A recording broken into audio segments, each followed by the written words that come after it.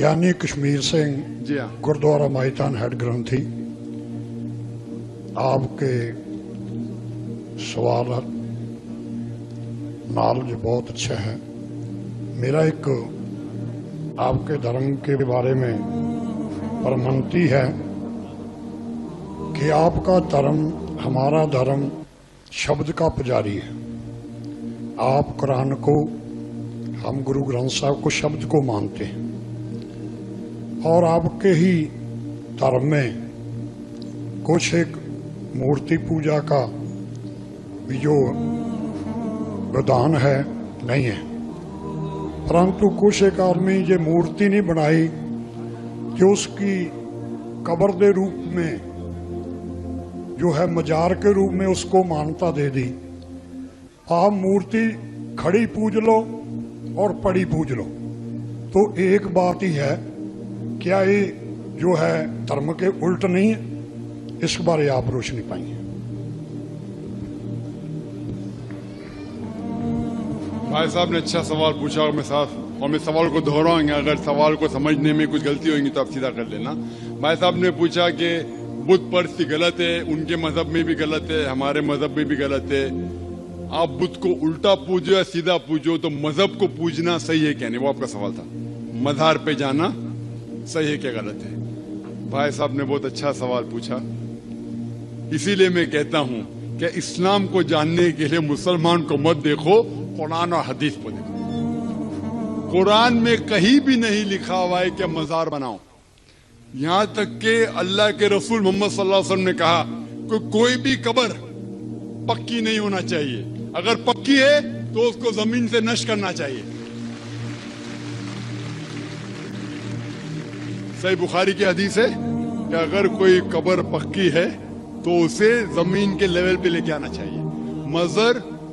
मज़ार को पूजना गलत है, हराम है। मैं जानता हूं कि कई मुसलमान अनजाने में इल्म की कमजोरी की वजह से वो मज़ार पे जाते हैं।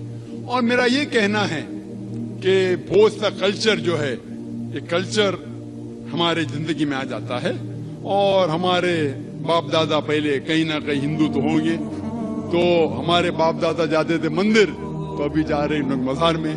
आस्ते आस्ते तब्दीली आ रही। तो मेरी दरखास्त है कि अगर आप इस्लाम, इन भाइयों से जो मज़ार जाते हैं, मुसलमान भाइयों, मज़ार पे जाना बिल्कुल गलत है।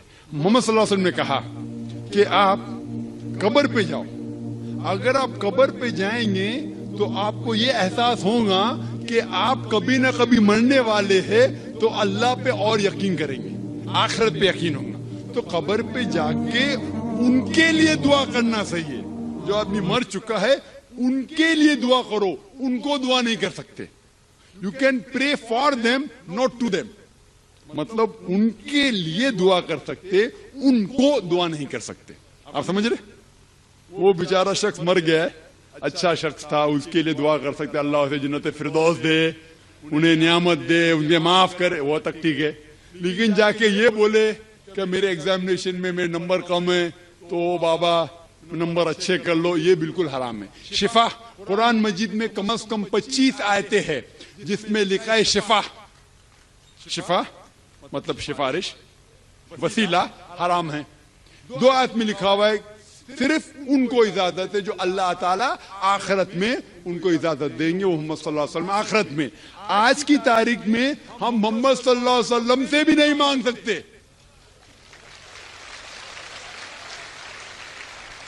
बाकी लोग को तो छोड़ो, संत और बाकी बाबा लोग को छोड़ो, मोहम्मद सल्लल्लाहु अलैहि वसल्लम को भी मानना हमारे लिए हराम है। जो शख्स मर चुका है हम उन्हें इज्जत करते हैं, मोहम्मद सल्लल्लाहु अलैहि वसल्लम से मोहब्बत करते हैं, उनसे प्यार करते, लेकिन उनकी पूजा नहीं करते, उनकी इबादत नहीं करते। इबादत सिर्फ अल्लाह की है।